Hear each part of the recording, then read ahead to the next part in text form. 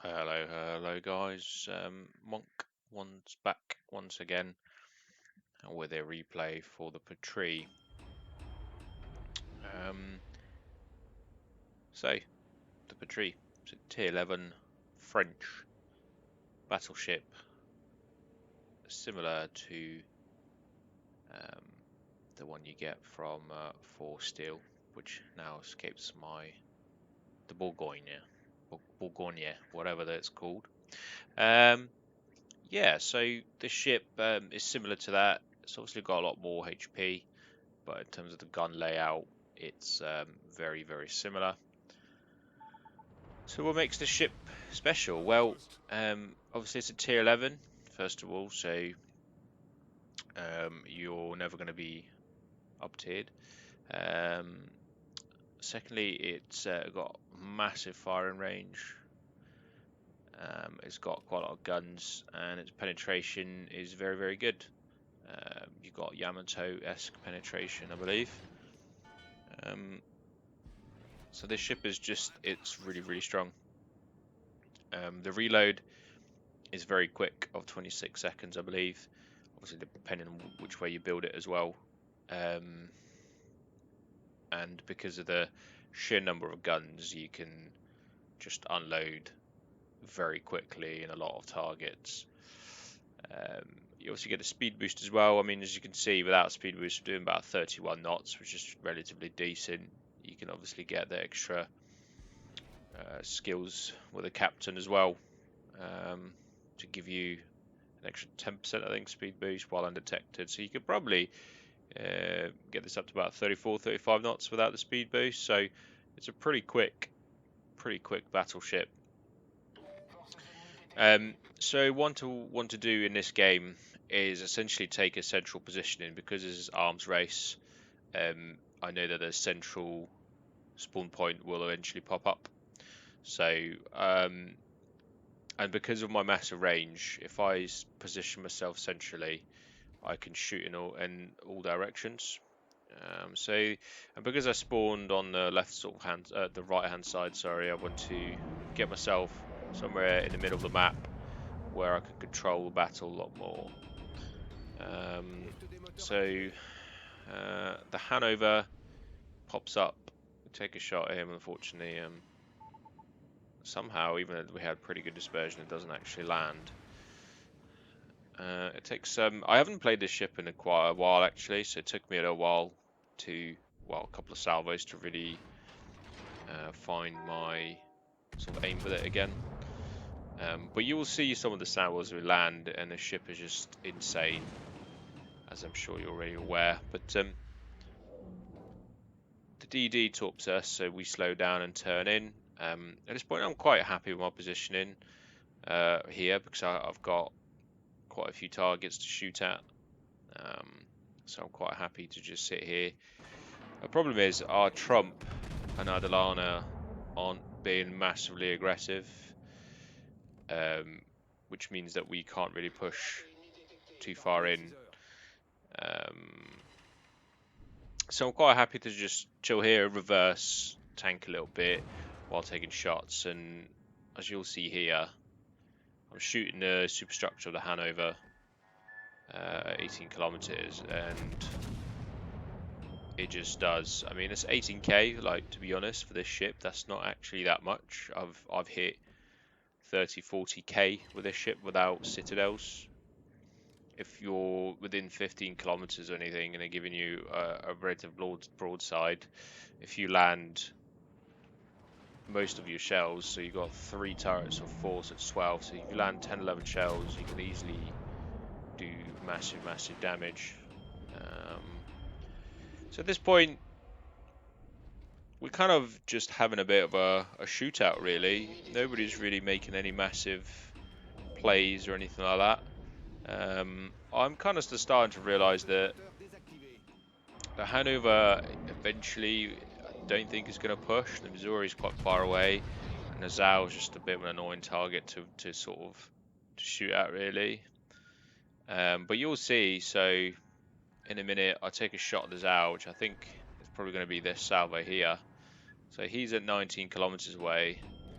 And just because of the sheer number of volume of shells, you can land some pretty good salvos as long as you're relatively accurate.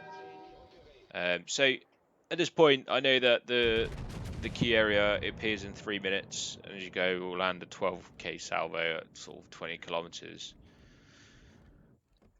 I know that the key area is going to be appearing in 3 minutes, so I'm trying to get a little bit more central, and also I can see on the minimap that just noticed this shot here. So we're in 50k. We've shot out. Let's just see what salvo we get. So we're in 50k.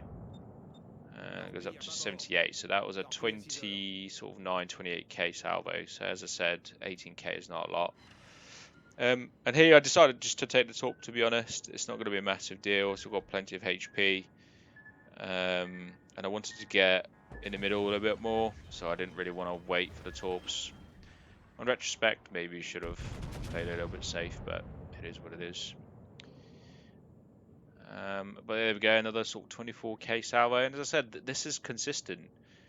Doesn't matter if they're angled or not, just as long as you can land your shells, it will just dominate. Especially like if you load HE, the fire chance is quite strong as well. So like DDs, shooting DDs is quite comfortable.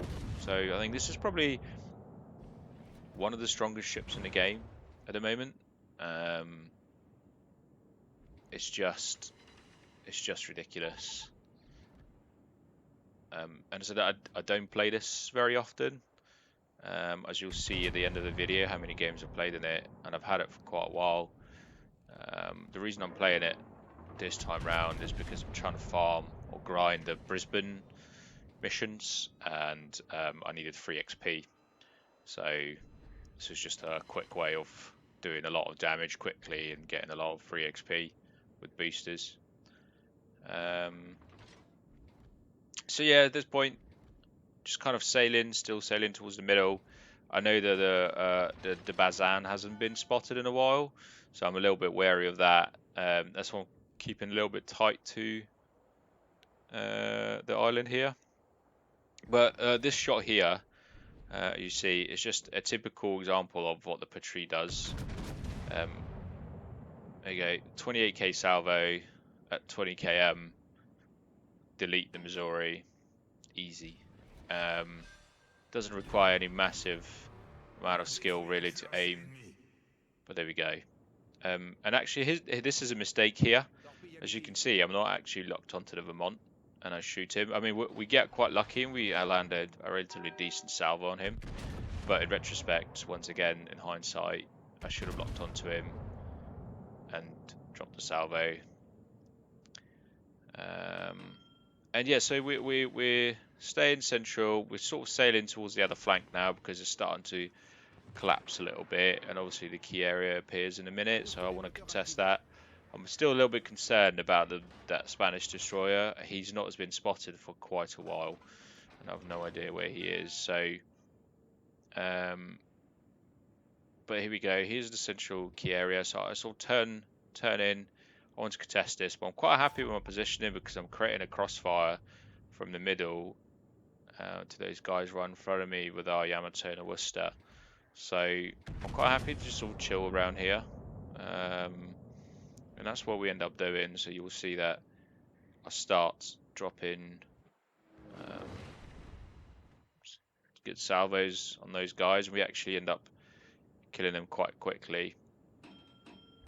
I'm also aware that there's a Hanover right in front of me, but it's quite far away, and also the fact that I'm sort of angled to him, probably could be better, but sort of angled to him. I'm not massively concerned, and I know that Vermont and the Minnesota are going to be popping up in a minute, so I'm quite content of just sort of staying here and having their broadsides, and that's basically what ends up happening. And as I said, I keep saying it, but it's very, very true that the Patrie is just incredible. With the amount of shells you can do things like this. Once again, not like nothing amazing. That was only like a 10k salvo or something, but once again, coupled with a reload, you can just drop ships very, very quickly. And at this point, I kind of realised that I need to concentrate on what's happening in front of me because I've got the Brisbane, the Schlieffen, and the Hanover in front of me, and obviously the Bazan somewhere as well. So I switched over to the Hanover. I'm sort of relatively confident that my team is going to be able to kill the Minnesota and the Puerto Rico on the other side. And obviously got the Montana in front of me, pushing in to support me, and I'm quite sort of relatively healthy at this point, so I'm feeling quite confident. And this is where the armor of the Patrie sort of comes in. Yes, you can tank,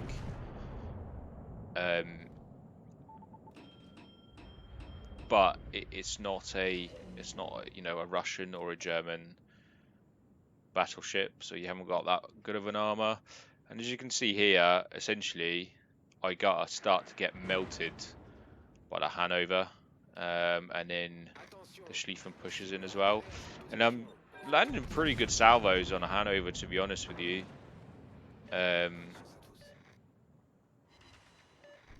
But I'm not sure why my Montana was doing and why he wasn't shooting him. And that's why I kind of look over there, because I was surprised.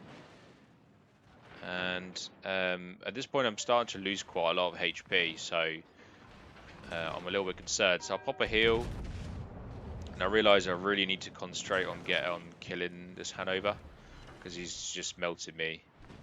And I'm starting to get quite concerned. And I'm just hoping the Montana can shoot him and kill him. And I land my salvo. I realise he's quite low HP, so I leave him to it, and I start concentrating on the Schlieffen. At this point, I'm sort of hoping that the Hanover dies quite quickly, and I can take out the Schlieffen as he's giving me broadside. But as I said, the armor isn't amazing, and when you're getting spammed by both the Schlieffen and the Hanover, you're not going to last massively long.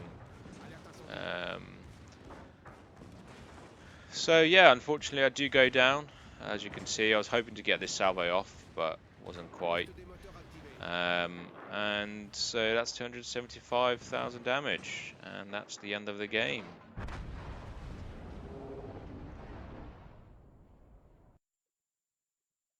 And as you can see, we do end up losing the game, unfortunately.